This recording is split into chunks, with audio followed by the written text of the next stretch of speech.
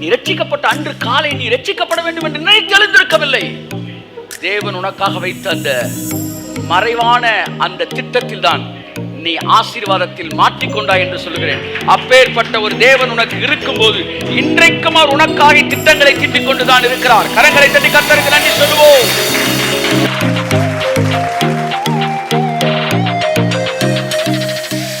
உங்கள் கணவர் ஒரு ஆசீர்வாதம், உங்கள் மனைவி ஒரு ஆசீர்வாதம், இந்த ஊழியம் ஒரு ஆசீர்வாதம், இந்த ஊழியத்தில் நீங்கள் கனெக்ட் ஆனது ஆசீர்வாதம். ஆனா இது எல்லாம் எப்படி நடந்துச்சு?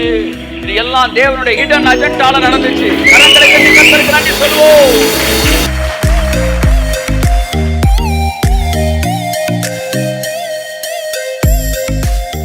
தன்னுடைய திட்டத்தை தன்னுடைய சீட்டங்களை கொண்டு அவர் நிறைவேற்றவில்லை, தன்னுடைய எதிரிகளை கொண்டு அவர் நிறைவேற்றினார். கையெழுந்தாமே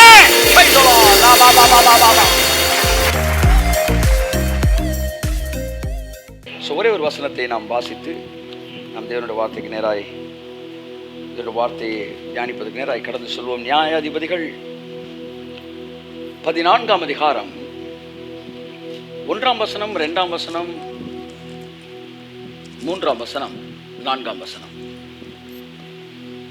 நியாயாதிபதிகள் 14ஆம் அதிகாரம் 1ஆம் வசனம், 2ஆம் வசனம், 3ஆம் வசனம், 4ஆம் வசனம். சிம்சோன் திம்னாத்துக்கு போய் திம்னாத்திலே பெலிஸ்தீரின் குமாரத்திகளில் ஒரு பெண்ணை கண்டு திரும்ப வந்து. சிம்சோன் என்ன சொல்லுங்க? சிம்சோன். சிம்சோன் திம்னாத்துக்கு போய் திம்னாத்திலே பெலிஸ்தீரின் குமாரத்திகளில் ஒரு பெண்ணை கண்டு. சிம்சோன் ஒரு பெண்ணை கண்டு. எல்லாம் சொல்லுங்க. நான் பேச போகிறது வேறு சப்ஜெக்ட்டுங்க. வந்து எனக்கு கீவேர்டு இங்கே தான் கிடைக்குது. எனக்கு வந்து டாப்பிக்கை கொடுத்துட்டார், கீவேர்டு தர்றேன் இங்கே தான் இருக்கு பண்ணுறாரு. அவன் பார்த்துருன்னு சொல்கிறான். ஒரு பெண்ணை பார்த்து நிலவை பார்த்தேன், நிலவில் ஒளி இல்லை. அவள் கண்ணை பார்த்தேன், மலரை பார்த்தேன், மலரில் மனம் இல்லை. நீ இல்லாமல் நான் இல்லை, அவள் இல்லாமல் நான் இல்லை. அப்படி வராப்ல இல்லை, நான் சொல்லலைங்க, அவன் தான். அவள் என் கண்ணுக்கு, அவள் கண்ணை பார்த்தேன், மலரை பார்த்தேன், மலரில் அப்படின்னு யார்கிட்ட சொல்கிறான்? அவங்க அம்மாட்டே பாடுறான். அவங்க அப்பாட்ட போய், என்னப்பா? ஒரு பெண்ணை பார்த்து நிலவை பார்த்தேன், நிலவில் ஒளி இல்லை. என்னடா சொல்ற? அவள் கண்ணை பார்த்தேன், மலரை பார்த்தேன், அவள் இல்லாமல் நான் இல்லை, நான் இல்லாமல் அவள் இல்லை. அடுத்த வசனம் சொல்லுது, இது கர்த்தருடைய செயல் என்பதை அவர்கள் அறியாதிருந்தார்கள். கையத்தட்டே. The hidden agenda of God. கையத்தட்ட ஒரு ஆமென். The hidden agenda of God. The hidden கையத்தட்ட ஆமென்.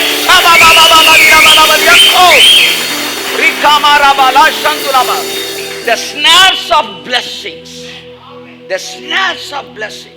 நம்ம எல்லாருடைய வாழ்க்கையில ஆசீர்வாத கண்ணின் இருக்கு. அப்படி ஒரு கண்ணில நீங்க அகப்பட்டனால தான் இப்ப இங்க உட்கார்ந்து இருக்கிறீங்க. கையை தட்டுங்க ஒரு ஆமென். ஆமா, மயிலே இறகு போடுனா போடுமா? உங்களெல்லாம் அப்படி கூப்பிட்டா வந்திருக்க மாட்டீங்க. ஏன் இறகு போடுனா போடாது? அதுக்கு தமிழ் தெரியாதுன்றான்.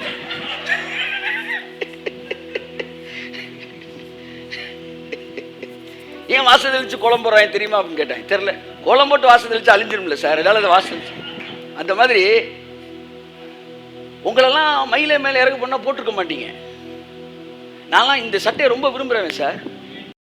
அவர் மயிலே மேலே இறகு போடு அப்படின்னா போட மாட்டோம். நம்மளாம் ஐஸ்வர்யத்துக்கு என்ன கூப்பிட்டாரு, நான் வரவே மாட்டேன். எனக்கு பிடிச்ச வசனம் அப்போஸ்தலர் 3ஆம் அதிகாரம், வெள்ளியும் பொன்னும் என்னிடத்தில் இல்லை, என்னிடத்தில் உள்ளதை உனக்கு தருவேன் சொல்லும் போது நான் ஆவில் அழிஞ்சிடறேன். கர்த்தர் சொல்றாரு, என்ன உன்னை எப்படித்தான் அவ்வளோ தூரம் இழுத்துட்டு போப்பாரு நான். ஆனால் இன்னைக்கு ப்ராஸ்பெரிட்டின்ற டாபிக்ல வந்து பிஹெச்டியை நோக்கி இழுத்துட்டு போயிட்டு இருக்கிறார். இது கர்த்தருடைய செயல் என்பதை நாம் அறியாதிருந்தோம். இங்கே திம்னாத்துக்கு போகிறான் சிம்சோன். அங்கு ஒரு பெண்ணை பார்க்கிறான், ஒரு நிலவை பார்க்கிறான், அவள் கண்ணை பார்க்கிறான். நான் சொன்னதுல வசனத்தில் இருக்கு. காலையில் ஒரு ஆவிக்கிற பாடல் கற்றுக் கொடுத்துருக்கிறேன். ஆமா, ஆதாம் பாடிய முதல் பாடல் என்ன? ஆண்டவன் படைச்சான், எங்கிட்ட கொடுத்தான், அனுபவி ராஜான்னு அனுப்பி வச்சான். இதை உலக பாட்டுன்னு எவனா சொன்னீங்கன்னா அடி வாங்கிடுவீங்க. அவன் பிசாசு பாட அப்படியே சொன்னா இல்லை, அவன் நல்லா அழகா பாடியிருக்காங்க. ஆண்டவன் படைச்சான். ஏன் ஆவிக்குரிய பாடல் இது? ஆண்டவன் வார்த்தை வருது. Song, this is song of gratitude. இது நன்றி பாடல். ஆகவே சபையார் எல்லோரும் காலையில் வந்த உடனே ஆண்டவன் படைச்சான், கொடுத்தான், அனுபவி ராஜா.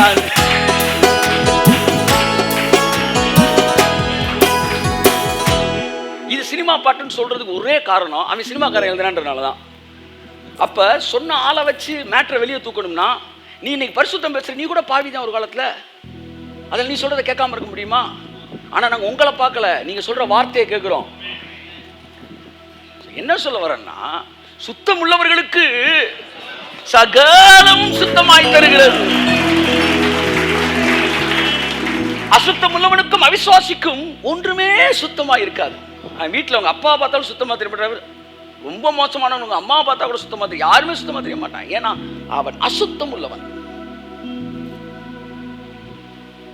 பெரிய தீர்க்கதரிசி சொல்றாரு, நான் வந்து இன்னைக்கு என்ன ஆண்டவரே பேசணும், நீங்க வந்து இன்னைக்கு கூட்டத்தில் என்ன பேச அப்படின்னாராம். அவனை கர்த்தர் சொன்னாராம், நான் பேச நினைப்பது நீ பேச வேண்டும், நீ பேச வேண்டும்.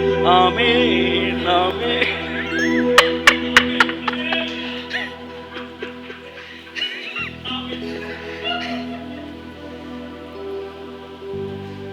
அதான் நீங்க வந்து கிங்டம்குள்ள வந்துட்டீங்கன்னா, உங்க மனசு சுத்தமாயிடுச்சுன்னா எல்லாமே சுத்தம் தாங்க, எல்லாமே சுத்தம் தான். விஷயம் என்னன்னா மனசு சுத்தமாகும். ஓகே, இப்ப சிம்சோன் சொல்றான், ஒரு பெண்ணை பார்க்கிறான். அடுத்து வாசிங்க. திரும்ப வந்து தன் தாயையும் தகப்பனையும் நோக்கி ரொம்ப, அதாவது இது வந்து என்ன மேரேஜ் தான் இது? Arranged marriage, love cum arranged. தாயும் தந்தையும் நோக்கி திம்னாத்திலே பெலிஸ்தீரின் குமாரத்திகளில் ஒரு பெண்ணை கண்டேன், ஒரு பெண்ணை சொல்றான், பார்த்தேன். அடுத்து அவளை எனக்கு கொள்ள வேண்டும் என்றான். அவளை எனக்கு நீ கல்யாணம் பண்ணி கொடுக்கணும்ன்றான். இந்த பெண் எங்க உள்ளவள்? பெலிஸ்தீர் கூட்டத்தில் பிறந்தவள்.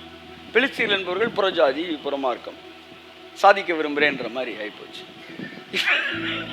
இப்ப அடுத்த வருஷம் என்ன சொல்லுது வாசிங்க. அப்பொழுது அவன் தாயும் அவன் தகப்பனும் அவனை நோக்கி, நீ போய் விருத்த சேதனம் இல்லாத பெலிஸ்தியரிடத்தில் ஒரு பெண்ணை கொள்ள வேண்டியது என்ன? உன் சகோதரரின் குமாரத்திகளிலும் என் ஜனம் அனைத்திலும் பெண் இல்லையா என்றார்கள். சிம்சோன் தன் தகப்பனை நோக்கி, அவள் என் கண்களுக்கு பிரியமானவள். பாத்தீங்களா, கண்ணை பார்த்தேன்றான், கண்களுக்கு பிரியமானவள், அவளையே எனக்கு கொள்ள வேண்டும் என்றான். அவளையே எனக்கு கொள்ள வேண்டும் என்றான். உன்னை எப்படி பிரசங்கம் பண்ணாயே, அவன் கண் பார்த்ததினால் அவன் கண்ணை பிடுங்கினார்கள். லவ் மேரேஜ் பண்ற கண்ணெல்லாம் பிடுங்கி இருக்குன்னா ஊருக்குள்ள பாதி பேருக்கு கண்ணே இருக்காது. I am not a supporter of love marriage, but I am not against of love marriage. நான் என்ன சொல்ல வரேன், வர்ற விளைவுகளுக்கு நீ பொறுப்புட தாராளமாக லவ் பண்ணிக்க. சிலருக்கு வந்து அது அமைஞ்சது பாசிட்டிவா, தெரியாம சித்தத்தில் காலை வச்சிடறாங்க. சிலர் தெரியாம, நான் அந்த ஏரியாவுக்கே வரல, என்னை விட்டுருங்க, ஆளை விட்டுருங்க. ஆமா, என்கிட்ட கேட்டா அவளை மனைவியாக்கி கொண்டு அவளை நேசித்தான் அப்படின்னு ஒரு வசனம் வருது பார்த்தீங்களா, ஈசாக்கு. அதான் லவ் மேரேஜ், லவ் ஆஃப்டர் மேரேஜ்ன்றாங்க. இவன் வந்து லவ் பிஃபோர் மேரேஜ்ன்றானா. சரி, என்னமோ அவன் அந்த வயசை தாண்டிட்டோம், இப்போ நம்ம அது பேச முடியாது. we are unqualified to talk about love. அடுத்து வாசிங்க. அவன் பெலிஸ்தியரிடத்தில் குற்றம் கண்டுபிடிக்க முகாந்தரம் உண்டாகும்படி இது கர்த்தரின் செயல் என்று அவன் தாயும் தகப்பனும் அறியாதிருந்தார்கள். because it was a hidden agenda of God. கரங்களை தட்டி கர்த்தரை சொல்லுவோம். எது கர்த்தருடைய செயல்? இந்த எதுன்றதை நீங்க கனெக்ட் பண்ண முடியாது. லவ் பண்ணது கர்த்தருடைய செயலா சொல்ல முடியாது. ஏன்னா அதுக்கு முன்னாடி ஒவ்வொரு விஷயமா உங்க அம்மா அப்பா சொன்னது கர்த்தருடைய செயலா, அவன் திம்னாத்துக்கு போனது கர்த்தருடைய செயலா. ஸோ நீங்க லவ்வோட கனெக்ட் பண்ணிட முடியாது. ஏதோ ஒண்ணு, அது எதுன்னு தெரியல. பைபிள் சொல்லி இது மனுஷரால் உண்டானதல்ல, இது கர்த்தருடைய ஈவு. கிருபையினாலே விசுவாசத்தை கொண்டு ரட்சிக்கப்பட்டீர்கள். இது கர்த்தருடைய எது? கிருபையா விசுவாசமா தெரியல. விசுவாசத்தினாலே, கிருபையினாலே விசுவாசத்தை கொண்டு ரட்சிக்கப்பட்டீர்கள். இது எது? விசுவாசமா கிருபையா? இது கர்த்தருடைய ஈவு. எது? இன்னைக்கு வரைக்கும் எனக்கு தெரியல. கிருபையா விசுவாசமா? விசுவாசம் வந்தாலும் அது கர்த்தர் கொடுத்த ஈவு தான். கிருபை அது கர்த்தருடைய தான். எதை தான் ஈவுன்றாரு? விசுவாசம் ஏதுன்னு சொல்ல முடியாது, அது ஈவு தான். ஸோ அது இதுன்றது ஹிடன். ஏன்னா ஹிடன் அஜெண்டான்னும் போது சில மேட்டர் ஹிடனாகவே இருக்கணும். இது கர்த்தருடைய செயல் என்றால் நீங்கள் லவ் பண்ணுறதுன்னு நினச்சிடக்கூடாது. இல்லை லவ் பண்ணுறது இல்லைன்னு நினச்சிட முடியாது. திம்னாத்துக்கு போனதாக இருக்கலாம், அவங்க அப்பாட்ட சொன்னதாக இருக்கலாம், அந்த பொண்ணை பார்த்ததா இருக்கலாம், அல்ல பொண்ணு கிராஸ் பண்ணதாக இருக்கலாம், வாட் எவர் இட் மேபி, ஏதோ ஒரு ஹிடன் அஜெண்டா அங்கே கர்த்தர்ட்ட இருந்துச்சு. பெலிஸ்தீர்களை அழிப்பதற்காக சிம்சோனை உசுப்பேத்துறதுக்கு தேவன் ஒரு அஜெண்டா வச்சிருந்தார். ஒரு நல்ல டாபர் மேனை வாங்கிட்டு வந்திருக்கிறார். அது என்ன செய்யுது? பாலை குடிச்சிட்டு அப்படியே பொமேரியன் மாதிரி படுத்திருக்கு. கர்த்தர் சொல்ற, டே நீ டாபர் மேன்ரா அப்படின்னு தூங்கி. அப்ப அவன்கிட்ட சொல்லி கொடுக்குறாரு, பெலிஸ்தீர்கள் நீ அடிச்சா தாண்டா என் பிள்ளைகளை விடுவிக்க முடியும். அவனுக்கு பிரச்சனையே பண்ண மாட்டேன்றான். இவன் ஃப்ரெண்ட்ஸ் ஃபுல்லாக பெலிஸ்தீராக தான் இருக்கிறான். எப்போ பார்த்தாலும் இவன் டீ கடை தாப்பே எதிரிகள்கிட்ட தான். அவன் எப்படி எதிர்ப்பான்? அவன் தேவன் ஒரு அஜெண்டா வச்சாரு பாருங்க. கை தட்டுங்க. ஹல்லேலூயா. ஸோ இன்றைக்கு God's hidden agenda in your life, உங்க வாழ்க்கையில கூட தேவன் பல ஹிடன் அஜெண்டா வச்சிருக்கிறார். அது ஆசீர்வாத agenda. I called that agenda is the snares of blessings. அதை ஆசீர்வாத கன்னிகள் என்று அழைக்கிறேன். உங்கள் வாழ்க்கையிலே பல இடங்களில் அந்த கன்னிகளில் நீங்கள் பிடிக்கப்பட்டிருக்கிறீர்கள். பல இடங்களில் நீங்கள் பிடிக்கப்பட்டபடினால்தான் இன்றைக்கு இந்த இடத்தில் வந்து அமர்ந்திருக்கிறீர்கள். கரங்களை தட்டி கர்த்தருக்கு நன்றி சொல்லுவோம். ஆமென். ஆசீர்வாத கன்னிகள். ஆமென். அன்புள்ள அண்ணன் அகஸ்டின் ஜெபக்குமாருக்கு ஒரு செய்தி இருக்கு. அது ஒரு கன்னி, ஆசீர்வாத கன்னி. அடுத்து பாஸ்டர் டி சோவுக்கு நான் சொல்ல விரும்பு, இதெல்லாம் எதிரிகளால் விமர்சிக்கப்பட்ட ஒரு விஷயம். இப்போ நான் பேசுகிறேன். There are 3 kinds of God's agenda in your life.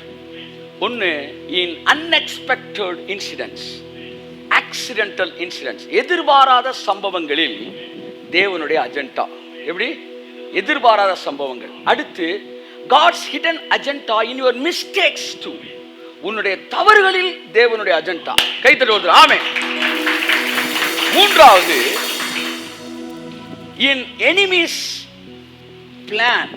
அது எப்படி சொல்றாருன்னா, the hidden agenda in the hidden agenda of devil in your enemies, of your enemies. அதாவது உங்கள் எதிரிகளுடைய மறைவான திட்டங்களுக்குள்ளாக இருக்கிற தேவனுடைய மறைவான திட்டங்கள். கைத்தட்டுவது. ஆமென். அவனுக்கே தெரியாது, ஒரு திட்டம் போட்டுக்கிட்டு இருப்பான். அந்த திட்டத்துக்கு அவர் ஒரு திட்டத்தை வச்சிருப்பாரு. போடுறா மாப்பிளம், பந்த போடுறா பாப்பா அப்படின்னு பாரு. That is the third hidden agenda. So 3 kinds of hidden agenda in unexpected incidents, happenings. எதிர்பாராத சில சம்பவம் நீங்க நினைக்கிறீங்களே, அது எதிர்பாராததே கிடையாது, அது யதார்த்தமே கிடையாது. அங்க தேவன் ஒரு அஜெண்டா வச்சுதான் அங்க கொண்டு போறாரு. 3 இன்சிடென்ட் சொல்றேன். இதுக்கு 3 இன்சிடென்ட் சொல்ல விரும்புறேன். நான் ரொம்ப பெரிய பிரசங்கம்லாம் பண்ணல, நான் கொஞ்ச நேரம் பேசிட்டு அப்படியே கடந்து செல்றேன், ஃப்ளோல பேசிட்டு. நம்பர் 1, அதாவது ரூத், மோவாபிய ஸ்திரீயாகிய ரூத் இஸ்ரவேல் தேசத்திலே தேவன் தம்முடைய ஜனங்களை சந்தித்தார் என்று நகமியின் மூலமாக கேள்விப்பட்ட நகமியோடு கடந்து வந்து அங்கு கதிர்மணிகளை பொறுக்குவதற்கு கடந்து செல்கிறார். அந்த நாட்களில் லேவியராகம்ல என்னாகம்ல வந்து தேவன் சொன்ன விஷயம் என்னன்னா, உன்னுடைய கதிர்கட்டுகளை நீ எடுக்கும்போது அதிலிருந்து உதிர்ந்த மணிகளை நீ பொறுக்கக்கூடாது, அதை விற்று 2000 ரூபாய்க்கு நீ சாப்பிட்ருக்கீங்கன்னா 1963 ரூபா 40 காசு அப்படின்னு ஒன்று அவன் மீதி காசு சில்லறையோடு வைப்பான். அந்த கதிர்மணி என்ன செய்யாத, பொறுக்கி பைக்குள்ள போடாத, பொறுக்கி பைக்குள்ள போடாத. அப்ப என்னையா செய்யணும்? அந்த கதிர்மணிகளை சிதற விடு. கையை தட்டு. ஆமென்.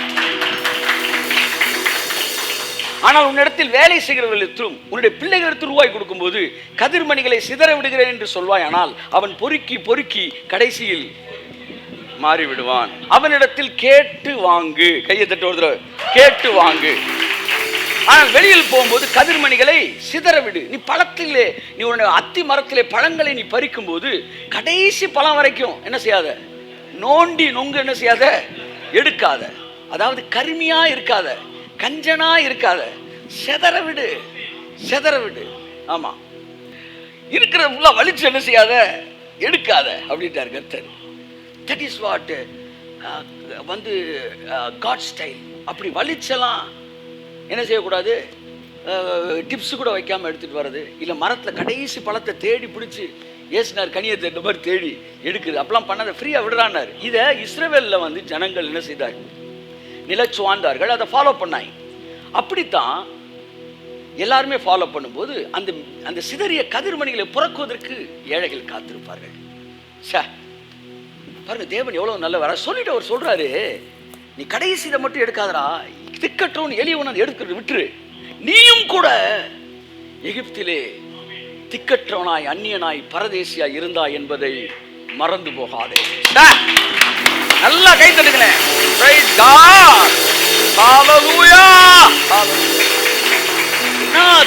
தகப்பன் பாருங்க நம்மளை எப்படி வளர்க்கிறாரு பாருங்களேன், எப்படி வளர்க்கிறாரு பாருங்க. நீ கூட ஒரு காலத்துல அப்படித்தான் இருந்த, அதை நினைக்கும் போது நம்ம உள்ளம் ஒட்டையும். எப்படி சொல்லி கொடுத்து வளர்க்கிறாரு பாருங்களேன். அந்த இஸ்ரவேல்ல உண்மையில கர்த்தருடைய வார்த்தையை கேட்டவன் அந்த சிதற மணி எடுக்க மாட்டான். ஏன்னா ஒரு காலத்தில் நாங்கள் வெள்ளை பூண்டுக்கும் வெங்காயத்திற்கும் நாங்கள் காத்து கிடந்தோம், அடிமைகளாக இருந்தோம். தேவன் தம்முடைய பலத்த கரத்தினாலும் ஓங்கிய புயத்தினாலும் எங்களை விடுதலை செய்து இன்றைக்கு இந்த தேசத்தை எங்களுக்கு சொந்தமாய் கொடுத்தார். ஆகவே நாங்கள் ஜெனரஸாய் நடந்து கொள்ள வேண்டும் என்பதை புரிந்து வைத்திருந்தார்கள். அப்பதான் இந்த ரூத் அப்படியே கதிர்மணி பொறுக்க வரா பாருங்க. God's hidden agenda. கை தட்டுங்க அவருக்கு. அப்படியே கதிர்மணி பொறுக்க வந்தவ எங்க வந்துட்டா, போவாஸ் நிலத்துக்கு வந்து இங்கதான் கதிர்மணி நிறைய சிந்திருக்குன்னு அப்படியே கதிர்மணியை பொறுக்க ஆரம்பிக்கிறான். பைபிள் சொல்லுது, அது தற்செயலாய் போவாஸின் நிலமாய் இருந்தது. அது தற்செயல் கிடையாது. That is God's hidden agenda. கரங்களை கட்டி கத்த தாண்டி சொல்லுவோம். அப்படியே கதிர்மணியை போட்டு போட்டு போட்டு போட்டு அவளை எங்க கொண்டு வராரு, போவாஸ் நிலத்தை கொண்டு வர. போவாஸ் கொடுப்பா, காடை கொடுப்பா, அப்படியே நேரா கொண்டு வந்து போவாஸ் போவாஸ் ஊர்வையால் என்னை கொடுமையா ஏசையா ஏசையா மண்பினால் என்னை கொடுமையா. போவாசின் நிலத்திற்கு ரூத் போனது யதார்த்தமான செயல் போலத்தான் சுவிசேஷ கூட்டம் நடந்த இடத்திற்கு நீங்கள் போனதும் யதார்த்தமான செயல்தான். ஆனால் அது கர்த்தருடைய செயல் என்பதை நீங்கள் அறியாமல் இருந்தீர்கள். ஆமென். அடிச்சிருங்க, டைம் கொடுக்குறவங்க. சோ யதார்த்தம் தற்செயல் அப்படின்ற வார்த்தை எபிரேயர்களுடைய பைபிள்ல, எபிரேயர்களுடைய டிக்ஷனரியில இல்லவே இல்லை. யதார்த்தம் தற்செயல் இடத்துல என்னதான் மீனிங் கொடுத்திருக்கான்னா, கர்த்தருடைய செயல். அவர் தலைமுடி ஒன்று கூட அவர் அனுமதி இல்லாமல் கீழே விழாதுன்னா, அவன் யதார்த்தமா போனா பாருங்க, அங்கதான் அவன் லேண்டுக்கே ஓனரா மாறினான். அப்படித்தான் தேவன் ரூத்துக்கு ஒரு ஆசீர்வாத கன்னியை போவாஸ் நிலத்தில் வைத்தார். Such a loving father we have. கையை தட்டி ஆமென். ஓய்வின்றி கதிர்கள் பொறுத்திடுவே, வேறொரு வயல் போவதில்லை. ஓய்வின்றி கதிர்கள் பொறுக்கிடுவே, வேறொரு வயல் போவதில்லை. போவாஸ் போவாஸ் போர்வையால் என்னை மூடுமையா. Come on. ஏசையா ஏசையா அன்பினால் என்னை மூடுமையா. 1990 என் ஃப்ரெண்டு வர, அடே வாடா மாப்பு போகணும், சரி கிளம்பிடுவோம் அப்படின்னு போயிட்டு இருக்கும்போது போயிட்டு தான் இருக்கிறோம் சார். 90 நான் அவனு பேசிக்கிட்டே அந்த குறிப்பிட்ட ஸ்ட்ரீட்டு, அந்த ஸ்ட்ரீட்டுக்குள்ளே போயிட்டுருக்குறோம். அந்த ஸ்ட்ரீட்டில் போயிட்டு இருக்கும்போது திடீர்னு ஒரு வீடு வந்து நிற்கிறேன். நின்றுட்டு ஒரு நிமிஷம் இரு, எனக்குள்ளே ஒரு சின்ன வேலை இருக்குது, நான் போயிட்டு வந்துடுறேன்றான். என்ன அது உனக்குலாம் ஒத்துவராய் ஜஸ்டின்னு, அது வந்து ஒரு மாதிரி அல்லேலூயா குரூப் அப்படின்றான். சரிடா நானும் வரேன், பெண்ணு இருக்குது அப்படின்னு. இல்லை நீ வேறு, அவனுக்கு என்னென்னா வந்து அவன் வந்து 2 படத்தோடு இருக்கிறவன் போல் தெரியல. வந்து நீ வந்துட்டு அப்புறம் வந்துட்டு போர் அடிக்க உனக்கு அதெல்லாம் வேணா, நான் போயிட்டு வந்துடுறேன்றானே. இல்லைடா நானும் வரேன்டா, சும்மா பார்ப்பேன். நான் உள்ளே நுழைஞ்சேன் சார். நான் உள்ளே போயிட்டு திரும்ப வரும்போது வேறு மனுஷன் நான் திரும்ப அன்னைக்கு ரட்சிக்கப்பட்டேன். யாரை வச்சு நான் ரட்சிப்பு நடத்தினா தெரியுமா? ஒரு பாஸ்டரை வச்சு இல்லை. ஆமாம், ஒரு சரின்ட்டு அன்னைக்கு உள்ளே போனோம். அங்கே ஒரு தேவ மனுஷனை சந்தித்தேன். அன்று மாலை 6 மணிக்கு 30 மணிக்கு மே மாதம். அந்த எந்த டேட்டுன்னு தெரியும், ஆனால் ஹேகின்ட்ட கேட்டால் டேட்டு டைமு வருஷத்தை சொல்லுவார். நான் ரட்சிக்கப்பட்டேன் சார். நான் ஆசீர்வதிக்கப்பட்டேன். இன்னைக்கு அநேகருக்கு ஆசீர்வாதமா இருக்கிறேன். அன்னைக்கு காலையில அன்னைக்கு சாயந்தரம் தேவன் என்ன வந்து வாப்பா ரட்சிக்கப்பட வாப்பான்னு கூட்டிட்டு போல. நான் வேற ஒண்ணுக்கு போனேன். ஆனா அங்கிருந்து தேவன் ஒரு ஹிடன் அஜெண்டா வச்சிருந்தாரு. எவ்வளோ நல்ல தேவன். உன் வாழ்க்கையில இன்னைக்கு நீங்க உட்கார்ந்துருக்கீனா, நீ ரட்சிக்கப்பட்ட அன்று காலை நீ ரட்சிக்கப்பட வேண்டும் என்று நினைத்தெழுந்திருக்கவில்லை. தேவன் உனக்காக வைத்த அந்த மறைவான அந்த திட்டத்தில் தான் நீ ஆசீர்வாதத்தில் மாட்டிக்கொண்டாய் என்று சொல்லுகிறேன். அப்பேற்பட்ட ஒரு தேவன் உனக்கு இருக்கும்போது இன்றைக்கும் அவர் உனக்காக திட்டங்களை தீட்டிக் கொண்டுதான் இருக்கிறார். கரங்களை தட்டி கர்த்தருக்கு நன்றி சொல்லுவோம். போவாஸ் நிலத்துக்கு போனா, அவ கதிர் பொறுக்க போனா. ஆனா அவ என்னவாயிட்டா, போவாஸுக்கே மனைவி ஆயிட்டா. மனைவியானது முக்கியம் இல்ல சார், மனைவியானது முக்கியம் இல்ல. அவள் இஸ்ரவேல் கோத்திரத்திலே இணைக்கப்பட்டாள் சார். இணைக்கப்பட்டது முக்கியம் இல்ல சார், அவள் தாவீதின் சந்ததியிலே தெரிந்தெடுக்கப்பட்டாள் சார். தாவீதின் சந்ததியில் தெரிந்தெடுக்கப்பட்டது. அது சந்ததி, அவனுடைய முப்பாட்டனார்லாம் போவாஸ் வரான், அவனுக்கு ஒய்ஃப் ஆயிட்டா. அந்த லைன்ல தான் தாவீது பிறக்கிறான் சார். அந்த லைன்ல தாவீது பிறந்த பெரிய விஷயம் இல்ல சார், அந்த லைன்ல சார் இயேசுவே பிறந்தார். ஒரு மோவாபிய ஸ்திரீக்கு தேவன் வைத்த மகத்தான திட்டம். That was a hidden agenda of God. Unbelievable. உனக்கு எனக்கு அவர் வச்சிருக்கிறாரு, நிறைய வச்சிருக்கிறாரு. கை தட்டி ஒரு ஆமென். வா வா ஓர்வையா என்னை உமையா இசையா. come on இசையா அன்பினால் என்னை உமையா. நிறைவான பரிசு நீதானையா, உம் நிழல் தானே தந்தும் சொர்க்கமையா. நிறைவான பரிசு நீதானையா, உம் நிழல் தானே தந்தும் சொர்க்கமையா. வா வா ஓர்மையா என்னை மூடுமையா. இசையா இசையா அன்பினால் என்னை மூடுமையா. சொல்றான், மடியை விரிமா, உனக்கு நான் கோதுமை போறேன்றாங்க. அவ அந்த கோதுமைக்காக தான் வந்து நின்றாள். ஆனால் தேவன் அந்த சந்ததியில் பிறப்பதற்கு அவளை தெரிந்து கொண்டாள். கரங்களை தட்டி கர்த்தருக்கு நன்றி சொல்லுவோம். ஒரு ஸ்டான்ஸா. போர்வை வீரித்தே போடுமையா, கோதுமையால் என்னை நிரப்புமையா. போர்வை கையை தட்டி ஆமென் போடுமையா, ஆமென். கோதுமையால் என்னை நிரப்புமையா. ரூத் மாத்திரம் அல்ல, பேதுரு பாருங்க வலைய பின்னிட்டு இருக்கிறான். ஏசுனார் வராரு. ஒரு படகில் அவர் பிரசங்கம் பண்ணதுக்கு ஒரு படகில் ஏறினார். அந்த படகு பேதுருவினுடையதாக.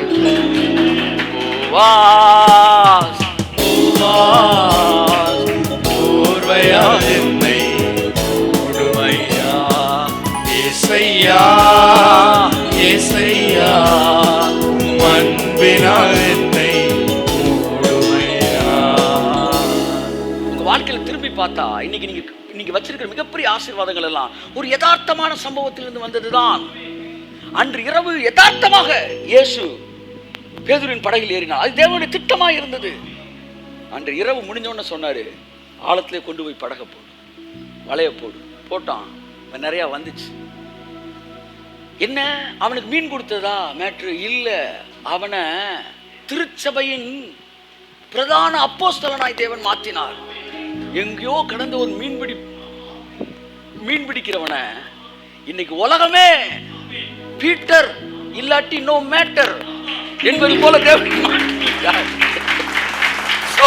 Peter is the matter of கிறிஸ்டியானிட்டின்ற மாதிரி கொண்டு வந்துட்டார். எப்பேற்பட்ட ஒரு யதார்த்த hidden agenda sir, hidden agenda.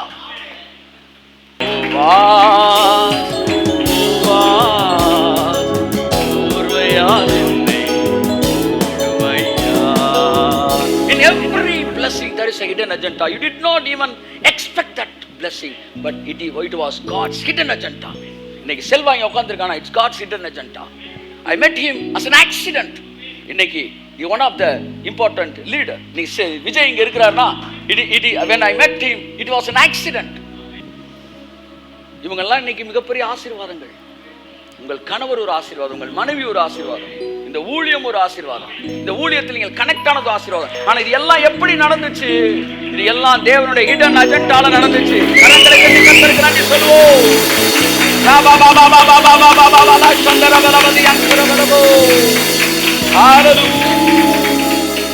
உந்தன் அடிமை நானையா, என்னை காப்பாற்றும் கடமை உமக்கையா.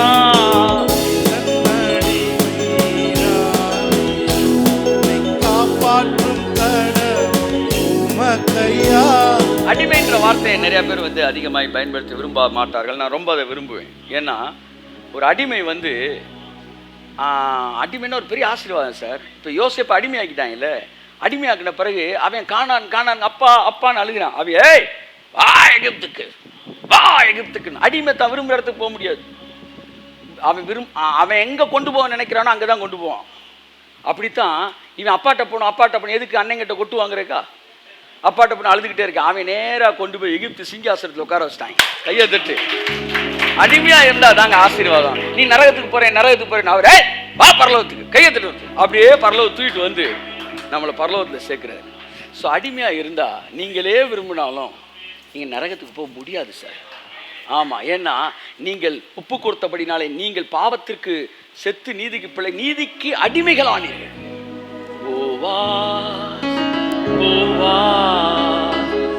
ஓர்வையாலே